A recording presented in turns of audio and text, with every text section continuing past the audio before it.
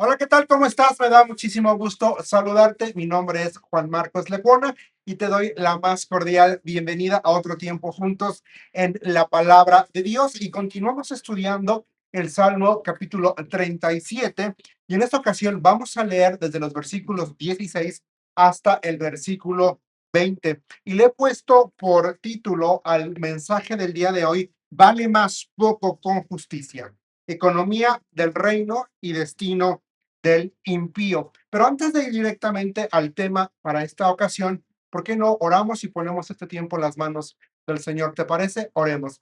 Señor Jesús, estamos tan agradecidos por tu presencia en medio nuestro. Gracias por tu palabra. Gracias porque tu palabra es verdad y porque podemos venir a ella. Y Señor, yo te pido, por favor, que tomes control de mi persona, toma control de mi pensamiento, de mi boca.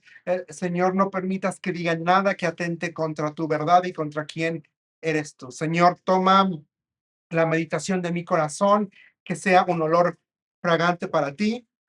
Y Espíritu Santo, yo te pido que tomes este mensaje y lo dividas en mensajes individuales y que cada persona bajo el sonido de mi voz pueda escucharte a ti hablando, a ti ministrando, a ti susurrando. Eso estamos pidiendo en el bendito nombre de Cristo Jesús. Amén y amén.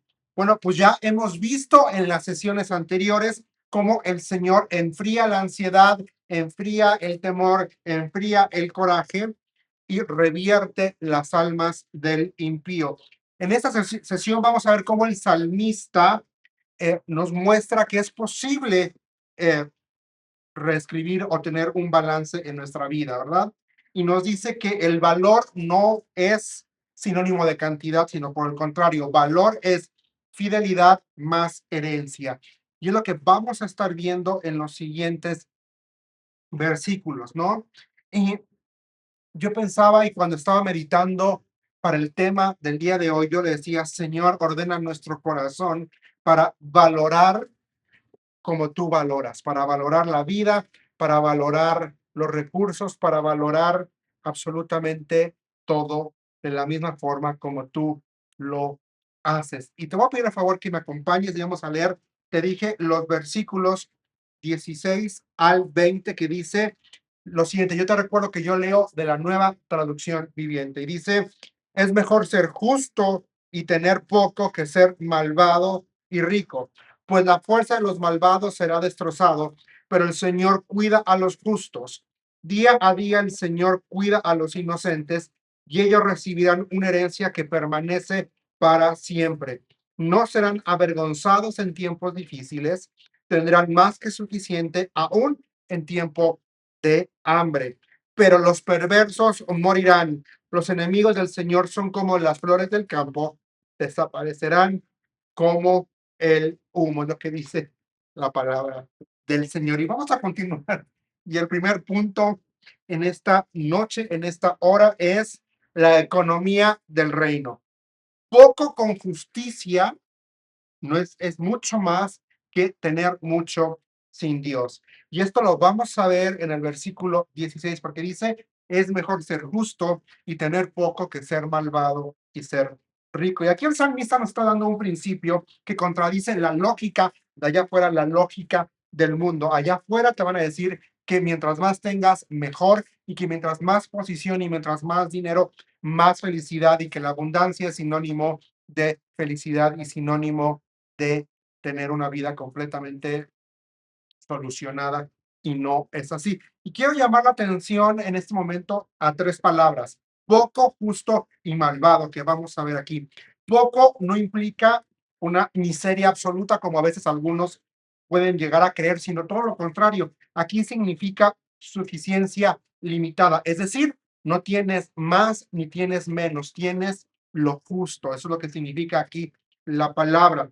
Y justamente vamos al siguiente palabra, que el texto nos dice justo. Y aquí significa el que vive en alineación con la voluntad de Dios. Aquí está describiendo al justo como aquella persona, aquel creyente que vive, que su vida está alineada con Dios, alineada con los principios bíblicos. Es lo que nos dice aquí el texto. Y también está describiendo a una segundo tipo de persona, que es la persona perversa o la persona malvada, según la traducción que tú estés leyendo. Y aquí el término implica el que prospera desconectado de la justicia divina, es decir, aquel que puede que tenga abundancia material, pero está lejos de Dios, aquel que le va bien en la vida, pero no tiene una comunión con Dios. Y aquí la comparación es moral, y teológica, tiene estos dos aspectos, ¿no? No se limita nada más a un plano económico. No se trata de cuánto tienes, sino de cómo es que tú y yo estamos viviendo delante de Dios. Eso es lo que trata este versículo 16, ¿no? Y en la escritura vemos ejemplos de personas así, de personas que se fueron, que les llamó más la vista y perdieron de vista lo que era importante y perdieron de vista el objetivo. Un ejemplo lo encontramos en el libro de Génesis, capítulo 13, versículo 8 al versículo 12, y es la historia de Lot y Abraham. Y si te acuerdas, llega un momento en que no se ponían de acuerdo y Abraham le dice a Lot, ¿sabes qué?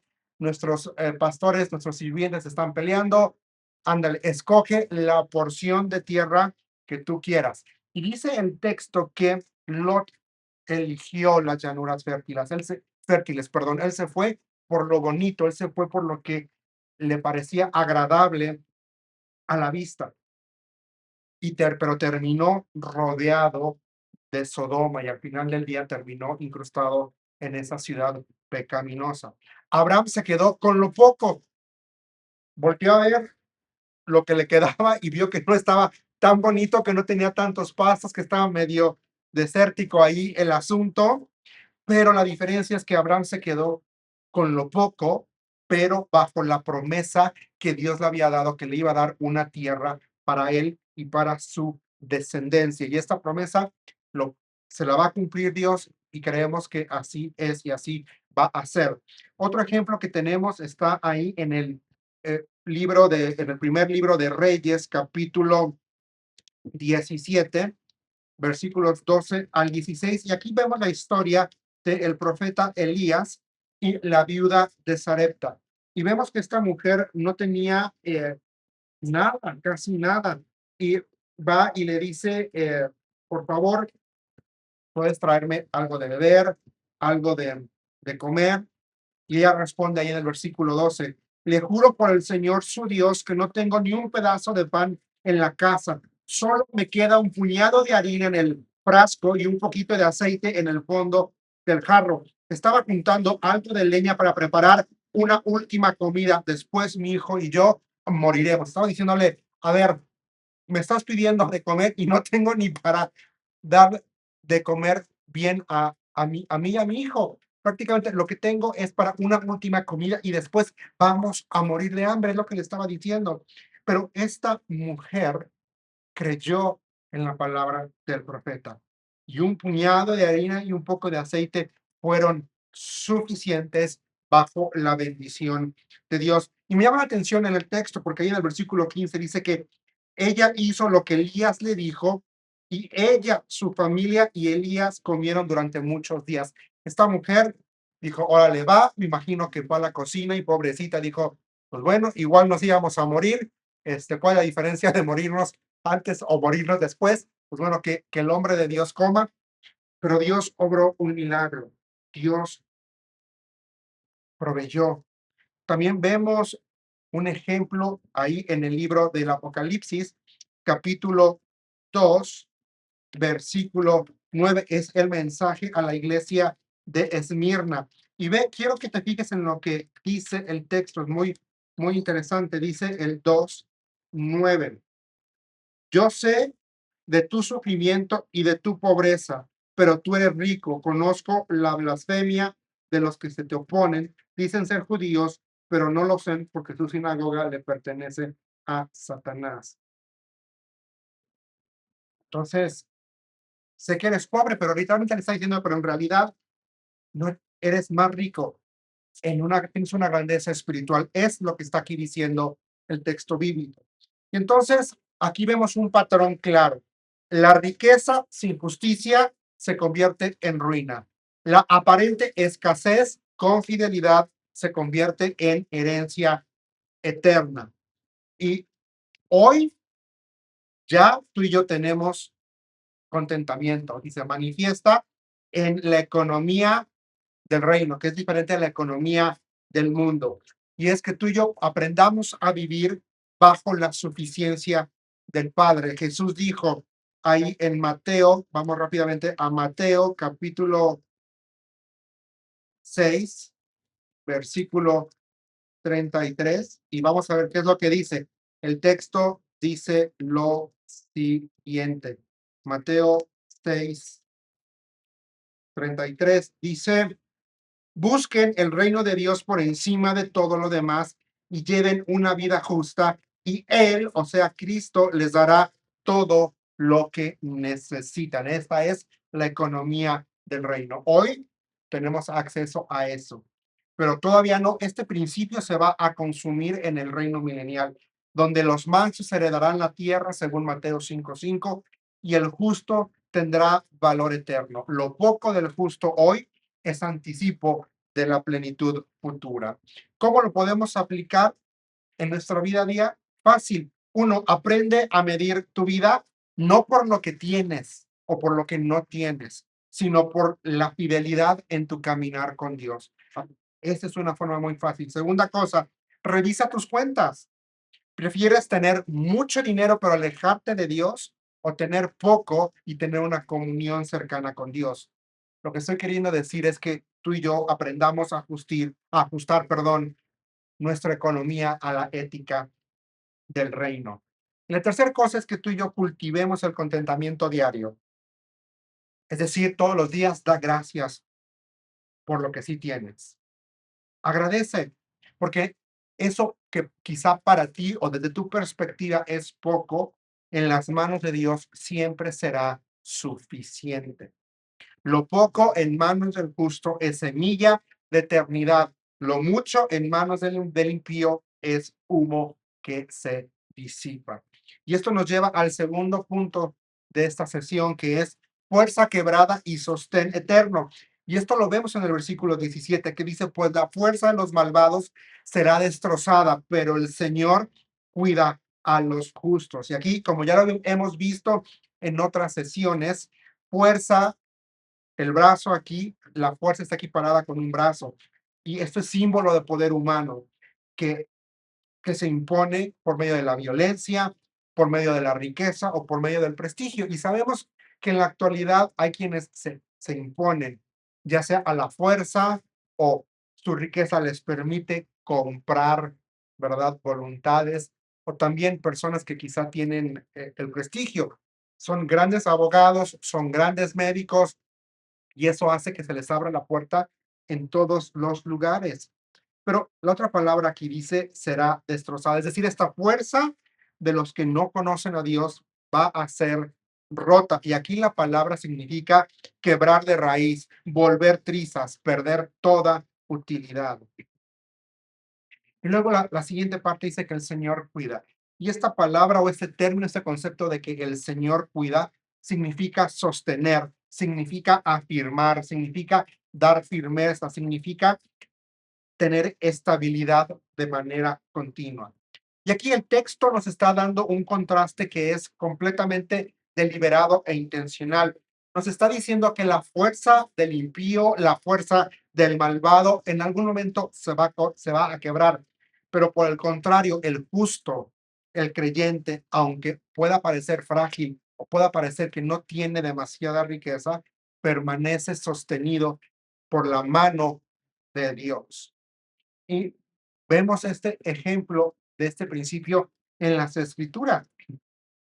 Un ejemplo es Sansón y los filisteos. Y al final de la historia de Sansón, ahí en el capítulo 16, versículos 25 al 30, acuérdate, Sansón perdió su fuerza porque no hizo lo que tenía que hacer y cedió ante una mujer. Pero ya él está esclavizado, él está ahí en la prisión, en la celda, y los filisteos están celebrando su victoria sobre el pueblo y están ahí teniendo una pachanga impresionante. Y Sansón dice: Dios, si es tu voluntad, por favor, dame una última vez fuerza, que tu espíritu venga sobre mí para poder hacer un último acto por ti. Y Dios escucha y Dios le concede la petición y en un último esfuerzo, Sansón pone sus pies en sus manos, perdón, en las columnas que detenían esa casa, las tira y se viene abajo y él muere junto con demasiados filisteos. Y esta historia nos dice que el brazo que parecía triunfante fue quebrado en un momento. El brazo triunfante de los filisteos se quebró en un instante. Otro ejemplo es Goliat. Acuérdate, está Goliat ahí y esta historia la puedes ver en tu Biblia en el primer libro de Samuel, capítulo 17, versículos 45 al 50. Y él está aquí, este gigante, desafiando al ejército de Israel, burlándose del ejército de Israel. Y este tipo confiaba en su tamaño, en sus fuerzas, en sus armas, pero lo que él no contaba es que iba a llegar un pequeño pastor, un joven pastor que le creía a Dios, que confiaba en Dios. Un pastor que dijo, no es posible que este tipo esté burlándose de nuestro Dios y esté desafiando a Dios.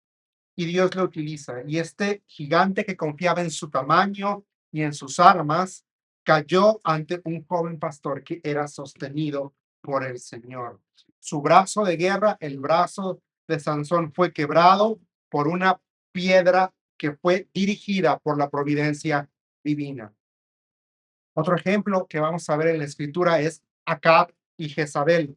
Y esta historia la puedes leer en tu Biblia en el primer libro de Reyes, capítulo 21, y en el segundo libro de Reyes, capítulo 9, versículo 30 al 37. ¿Y qué vemos aquí? Vemos que estos hombres, este matrimonio, tenían poder político y tenían poder militar e hicieron muchas cosas, hicieron mucha maldad y oprimieron al pueblo, asesinaban o sea, Acab no se tentó, Jezabel más bien no se tentó para asesinar a una persona, para darle un terreno que su esposo Acab quería. Pero ambos terminaron sin fuerza y sin honor. Acab acabó muerto en la batalla y ahí en el capítulo 21 del primer libro de Reyes vemos cómo se le da una palabra profética a Jezabel y dice que ella va a morir eh, y los perros van a destrozar su cuerpo. Y eso literalmente sucede en el segundo libro de Reyes, capítulo 9, versículo 30-37. Así es como se cumple esta profecía. En algún momento de nada les sirvió a estos dos el poder político, el poder militar, el poder económico que podían tener, porque Dios ya había determinado algo. Cada caso de estos tres que te he hablado rápidamente en esta hora reflejan lo mismo, y es que el poder del malvado es temporal, mientras que el justo, aunque sea débil, aunque aparentemente parece que no tiene fuerza, está seguro bajo el cuidado de Dios y Dios pelea por él y Dios le reivindica. Y esto nos debe llevar a tener una perspectiva escatológica. ¿Qué digo con perspectiva? ¿Qué significa cuando digo perspectiva escatológica? Con miras al futuro. Hoy en día en la historia Dios hemos visto cómo en su palabra hemos visto cómo Dios ha quebrado brazos arrogantes, filisteos, gigantes, reyes, para mostrar que su poder de estos hombres no es definitivo ni es eterno. Por el contrario, es temporal. Pero que todavía no hemos visto es esta parte. En el futuro, todo imperio que se levantó contra Cristo será quebrado. Apocalipsis 19:15 describe al Mesías quebrando las naciones con vara de hierro. En el reino venidero, en el reino milenial, el sostén eterno será el Señor. Él será la única fuerza que permanezca. Y dice la Escritura que toda rodilla se doblará y toda lengua confesará que Él es el Señor para la gloria de Dios Padre. Y esto va a ocurrir. ¿Cómo podemos aplicar esto fácil? No midas tu seguridad por la fuerza humana que ves, sino por el cuidado del Señor que no falla. No le tengas miedo al poderoso, al brazo del poderoso que es injusto, pues recuerda que su quiebre, su final ya fue declarado, ya está descartado, le va a llegar. Vive con confianza. Aunque el justo tropiece, Dios lo va a sostener con su mano. Él no te va a dejar ni me va a dejar a mí. El brazo del impío siempre se quiebra, acuérdate, pero la mano del Señor nunca suelta ni abandona al que es justo. Y esto nos lleva al tercer punto de esta sesión, que es conocimiento íntimo y herencia perpetua. Y esto lo vemos en el versículo 18 del Salmo 37, que dice, día a día el Señor cuida a los inocentes y ellos recibirán una herencia que permanece para siempre. Y dice aquí, día a día. Esta es una expresión hebrea que se utiliza para enfatizar continuidad diaria, cuidado constante, algo que no tiene interrupción. La siguiente palabra que quiero llamar tu atención es cuida. Y aquí no significa solamente vigilar, sino conocer íntimamente, estar comprometido con. Y aquí el verbo implica un amor que es relacional y una memoria activa, que Dios se acuerda de ti y Dios se acuerda de mí. La otra palabra aquí es inocentes. Y esta palabra significa íntegros, completos, los que viven sin doblez de corazón. La siguiente palabra aquí importante es herencia. Y aquí el autor lo está utilizando para describir una posesión que es recibida por gracia, que no es ganada por esfuerzo. Y la otra frase es para siempre. Y esta frase evoca o significa perpetuidad o continuidad eterna. Aquí el texto no solo habla de una protección momentánea o pasajera, sino de un cuidado de parte de Dios hacia ti y hacia mí que es íntimo y de una herencia que es eterna, de una herencia que no se va a corromper, que no es corruptible. Y bueno, vemos esto también en la escritura, de personas que le creyeron a Dios a pesar de que lo que se veía delante de ellos humanamente parecía complicado, imposible. Y un ejemplo lo vemos en Josué y en Caleb. Ahí la historia está en Números 14:24 y en José, Jueces, perdón, capítulo 14, versículos 13 al 14. No, Josué, perdón. Entonces, ¿y qué está pasando aquí? Acuérdate, ellos dos le creyeron a Dios cuando los manda Moisés a ver la tierra y manda a un grupo de personas a hacer un reconocimiento. Llegaron varios, todos diciendo, no, no, no, hay unos gigantes, no vamos a poder, está complicadísimo. Pero estos dos le creyeron a Dios. Dijeron, el Señor prometió y el Señor nos los va a dar. Y toda la generación incrédula no entró a la tierra prometida. Pero Dios recompensó a estos dos siervos fieles y les entregó una herencia perpetua. Permitió que ellos entraran a la tierra prometida. Y aquí vemos ese cuidado que fue diario y que fue una herencia duradera y perpetua. Otro ejemplo es Ruth la Moabita. Lo puedes encontrar esa historia en el libro de Ruth. Era una extranjera que parecía no tener parte con el pueblo de Israel porque era moabita, se casó con un judío, se le muere el marido, se queda viuda, pero también resulta ser que la suegra era viuda y su otra concuña también se queda viuda. Entonces se quedan esas tres mujeres solas y deciden regresar. Noemí, la suegra, decide regresar a su tierra y Ruth dice, yo voy contigo. Noemí le dice, no, hija mía, regresa de donde veniste, a tu pueblo, a tu casa, de tu familia. A lo mejor te puedes volver a casar y puedes volver a hacer rehacer tu familia. Y Ruth le dice, no, yo voy a ir contigo. A donde vayas yo voy y tu Dios será mi Dios. Esta mujer que parecía no tener parte fue conocida por el Dios de Israel y fue recibida. Es más, esta mujer terminó siendo una figura importante porque el Mesías viene de esa línea de Ruth y Boaz. Ahí podemos trazar también el linaje del Mesías. Y otro ejemplo es Jesús y los discípulos. Jesús mismo afirmó ahí en Juan capítulo 10, versículos 27 y 28, mis ovejas oyen mi voz y yo las conozco y yo les doy vida eterna. Y aquí en este pasaje el verbo conocer se vuelve implica esta relación personal. Es una herencia que es vida eterna. Es una vida que no conoce fin.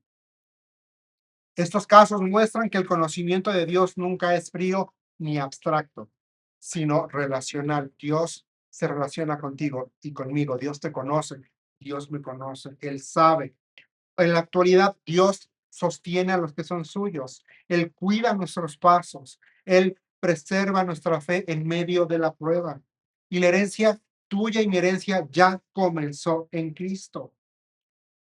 Primera de Pedro 3:4 dice, bendito que nos hizo nacer de nuevo para una esperanza viva, para una herencia incorruptible, incontaminada e inmarcesible que está reservada en los cielos. ¿Qué es lo que no hemos recibido todavía? El sí y el todavía no del reino. Esa herencia va a ser disfrutada plenamente en el reino venidero, en el reino milenial, cuando Israel reciba por fin la tierra prometida y la iglesia reine con Cristo, según Apocalipsis 24:6. La promesa de para siempre se cumplirá en los cielos nuevos y en la tierra nueva que Dios tiene preparado. Y eso lo puedes leer en Apocalipsis 21:7. ¿Cómo podemos aplicar esto? Fácil. Recuerda esto, no ha sido olvidado, no ha sido olvidada. El Señor conoce tu caminar diario. Aún lo que nadie más ve, Él sí lo ve. No vivas como si la vida fuera temporal. Acuérdate, tienes una herencia eterna que te espera. No hagas reinos y no construyas aquí para la tierra, porque tú y yo tenemos un destino final que es eterno. Nuestro paso por la tierra es breve, es como un suspiro, pero nos espera una eternidad en las manos de Dios, en su presencia. ¿Cómo puedes aplicar esto? Confía en que tu fidelidad hoy es parte de una herencia que trasciende generaciones. El Señor no solo te cuida diariamente, Él te conoce de forma íntima y aún más Él te guarda y Él tiene ahí reservada para ti y para mí una herencia que nunca va a caducar, nunca se va a echar a perder. Y esto nos lleva al cuarto punto de esta sesión y es provisión en tiempos malos. El Salmo 37, versículo 19 dice, no serán avergonzados en tiempos difíciles, tendrán más que suficiente aún en tiempos de hambre. No serán avergonzados. Es decir, no serán humillados ni deshonrados públicamente. La vergüenza cultural en Israel era quedar expuesto como alguien que no tenía respaldo ni honra. Y la verdad es que tenemos respaldo y tenemos la honra que solamente Dios puede darnos, ¿no? Y es lo que el Salmo promete. Promete que la venganza de la derrota no será la última palabra para el justo, porque Dios nos sostiene. Y podemos ver esto en la escritura, Nehemías y la reconstrucción. Tras el exilio y la escasez, el pueblo confesó durante 40 años, tú los sustentaste en el desierto, nada les faltó. Y aún en las crisis más severas y más largas, Dios proveyó y Dios levantó a Nehemías y fue y reconstruyó el pueblo. La viuda que recibe aceite multiplicando en el segundo libro de Reyes, capítulo 4, versículo 1 al 7. Jesús enseñándonos a orar ahí en Mateo 6:11 que dice, danos hoy el pan de cada día, ¿no? Y esta misma oración reconoce la provisión diaria en medio de tiempos que son complicados. ¿Cómo se puede aplicar esto? Bueno, fácil, cuando el futuro parezca estrecho, cuando parezca que sientes que te estás ahorcando, que te estás ahogando, recuerda que la vergüenza no es tu destino. Ese no es. Y haz memoria de las veces en las que Dios proveyó milagrosamente para tu necesidad y cómo su provisión llegó cuando todo parecía imposible. Vive con confianza práctica. Es decir, organiza, comparte y ora por el pan de cada día y hazlo con gratitud y expectativa, creyendo que Dios en su momento te va a dar. Recuerda, en tiempos malos Dios sostiene al justo con suficiencia hoy y con un banquete eterno mañana. Y esto nos lleva ya a lo último de esta sesión y lo encontramos en el versículo 20, que es el final del impío. Dice, pero los perversos morirán, los enemigos del Señor son como las flores del campo, desaparecerán como humo. Y aquí está diciendo que está haciendo la comparativa del perverso con flores del campo y nos dice que que la belleza es pasajera. Lo que hoy resplandece, mañana se seca. El énfasis está aquí en la caducidad del poder, en la caducidad del dinero, en la caducidad del poder del impío de este lado de la eternidad.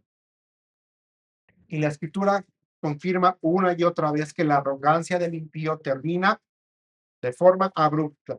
Un ejemplo es la rebelión de Coré, ahí en Números capítulo 16, versículo 31 al 33. Él se levantó contra la autoridad que había Dios establecido. ¿Y qué crees? La tierra se abrió y se lo tragó. No hubo un proceso prolongado.